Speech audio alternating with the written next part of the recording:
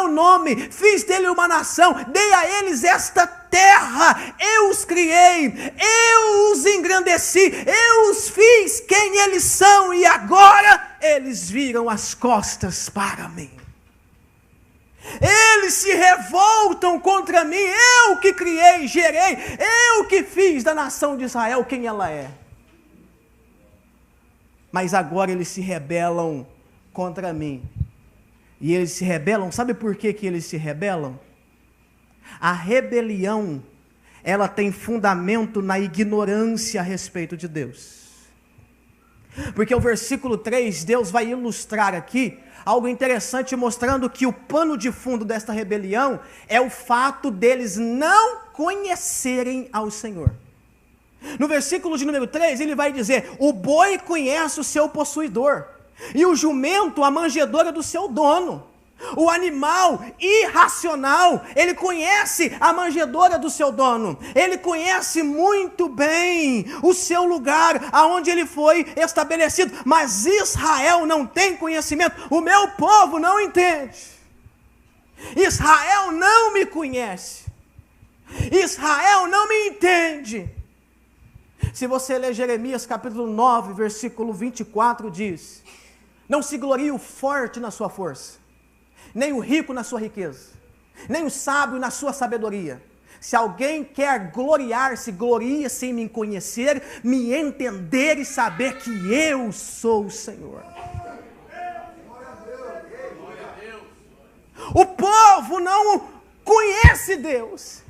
E quando eu falo que o povo aqui não conhece Deus, eu não estou dizendo que eles não conheciam as histórias do Deus de Abraão, não. Isso era passado de geração para geração, havia os escritos, eles conheciam de ouvir falar a história daquele Deus que fez dessa nação. Quem é essa nação? Não é isso que Deus está dizendo. Deus não está dizendo: vocês não sabem nada sobre mim, vocês nunca ouviram falar sobre mim. Não, o que Deus está dizendo é que eles não têm uma experiência pessoal, eles não conhecem. O coração desse povo estava longe de Deus, eles o conheciam de ouvir falar, mas o coração deles estava longe deste Deus a quem eles deveriam amar, obedecer, conhecer e prosseguir em conhecer. A Bíblia nos diz, querido, que o povo se perde por falta de conhecimento. A Bíblia nos diz que o conhecimento é a base de uma vida com Deus. Conhecereis a verdade, e a verdade vos libertará. João 17,3, a vida eterna é esta, que conheçam, por experiência pessoal, o relacionamento, que conheçam a ti como único Deus e a Jesus Cristo a quem tu enviastes. Quando eu não conheço Deus, tudo que há em mim apela para uma vida contrária à sua vontade.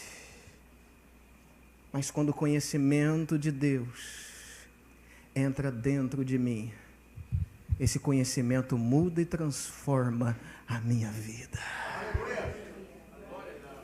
Por isso que a maior meta do diabo, acredito eu, não seja nem afastar as pessoas da igreja, é afastar as pessoas do conhecimento de Deus, da verdade. Lá em 2 Coríntios 4,4, Paulo diz: o Deus desse século tem cegado o entendimento dos incrédulos, para que não lhes resplandeça a glória do Evangelho. Para que uma pessoa se perca, o diabo não precisa criar 10 portas de engano. Basta esconder a única porta do conhecimento verdadeiro de Deus, essa pessoa estará perdida, porque o conhecimento vai trazer ela a uma vida gloriosa e completamente restaurada na presença de Deus. O povo não conhecia Deus, o coração deste povo estava longe de Deus. Mas o que me intriga é que este povo continuava ainda celebrando os rituais, indo no templo. E nós vamos ver isso mais à frente. Jesus vai dizer isso para os fariseus lá em Marcos 7,6. Este povo me honra com os lábios, mas o coração deles está longe. Este povo até honrava a Deus nos atos exteriores religiosos, mas o coração deles está longe. Jesus disse que as ovelhas conhecem a sua voz. Você conhece Deus? Conhece só de ouvir falar ou por experiência pessoal?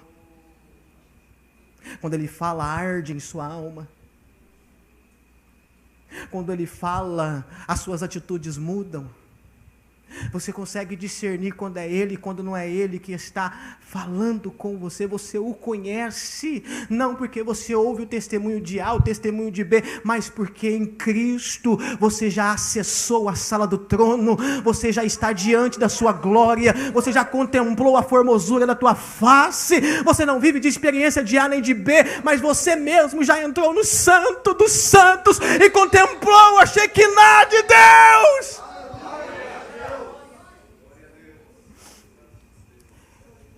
Por falta de conhecimento, multiplica-se a iniquidade. Esse povo não tinha um coração cheio de Deus, não conhecia Deus, e por causa disso o pecado entrou, enraizou e gerou muitos frutos, e Deus vai declarar a iniquidade desse povo no versículo 4, dizendo: ai da nação pecadora, povo carregado de iniquidade, descendência de malfeitores, filhos corruptores, deixaram ao Senhor, blasfemaram o Santo de Israel e voltaram para trás. Queridos, quando nós não procuramos assiduamente conhecer Deus e prosseguir em conhecê-lo, se nós formos negligentes nisso, seremos negligentes também em ser santos. Porque o que nos santifica é Deus. Ser santo não é você enquadrar a sua vida no molde da religião. Ser santo não é você isolar-se das pessoas e ir para o monastério. Ser santo é você se moldar àquele que em natureza, sem precisar de uma fonte externa, é eternamente santo. Tudo que está nele é santificado. Quando é que eu consigo a santificação? Quando eu procuro continuamente estar nele. Ele é em mim, eu o conheço, eu prossigo em conhecê-lo, eu estou perto dele, eu estou nele, eu ando com ele, eu busco ele, eu amo ele. Estar nele é desfrutar da natureza da santidade. Mas quando eu negligencio isto, automaticamente eu me moldo à iniquidade. Estar na igreja não te santifica, mas estar no Deus da igreja transforma você em uma pessoa parecida com Cristo Jesus. A nação estava carregada de pecado porque estava vazia de Deus. O coração estava corrompido e cheio de transgressão porque o mesmo coração estava vazio de Deus, porque não podemos comportar em o mesmo coração a abundância de pecado e a abundância de Deus. A tendência é que quanto mais Deus há em mim, menos o pecado terá condições de dominar a minha vida. Que princípio glorioso. Eu não venço o pecado, mas se ele estiver em mim, sua graça automaticamente neutraliza a força que o pecado exerceria sobre mim caso eu não tivesse nele. A nação está cheia de pecado e Deus vai fazer um diagnóstico espiritual do que o pecado causa no sentido espiritual. E se existe alguém que sabe nos diagnosticar, esse alguém se chama Deus. Se existe alguém que sabe olhar além das entrelinhas, além da superficialidade, além da aparência, esse alguém é Deus. Eu te vejo por fora, Deus te vê por dentro.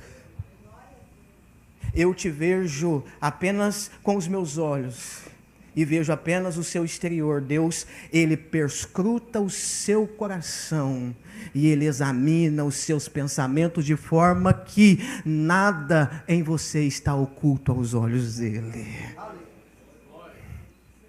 Deus vai olhar para a nação e vai fazer um diagnóstico da nação. Quando alguém diz para mim, pastor, o senhor está com algumas enfermidades aí na sua vida espiritual. É uma coisa. Você é humano como eu e automaticamente o seu diagnóstico pode falhar. Mas quando Deus, Ele diz, tu diz que é rico, tu diz que de nada tem falta, igreja de Laodiceia. Mas eu vou dizer para você o que eu vejo. Vocês olham para vocês e dizem, rico sou, de nada tenho falta. Isso é o diagnóstico de vocês. Agora eu vou dizer o meu. Não sabes tu que é pobre, cego e nu e miserável. Pedro fez um diagnóstico e disse, Jesus, se precisar eu morro por ti. Jesus vai dizer, é assim que você está se enxergando, eu vou fazer um diagnóstico. Antes que o galo cante 3 vezes, tu me negarás. Às vezes a gente pensa que estamos, em plena saúde. Às vezes a gente acha que estamos prontos para desbravar. Às vezes a gente faz como Pedro, convictos que morreria por Jesus. Nós precisamos permitir que o bom médico, ele nos examine. Qual o objetivo de um médico examinar? Ele vai examinar para detectar o problema e trazer a solução para o problema.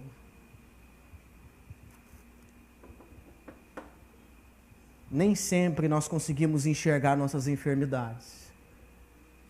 Mas todas as vezes que Deus abre os nossos olhos e nos faz enxergar nossas doenças, é porque Ele está começando a trabalhar em nós para também solucionar essa doença, sanar essa doença, curar essa doença e nos restaurar. E nós temos que deixar Ele fazer isso, porque Ele é médico dos médicos. Ele cura, Ele sara, Ele restaura, Ele levanta. Se eu permitir e entregar a minha vida a Ele, até mesmo as minhas anomalias, Ele me transformará e me levantará como um cristão poderoso, cheio de graça e de virtude, para viver aquilo que Ele tem para a minha vida.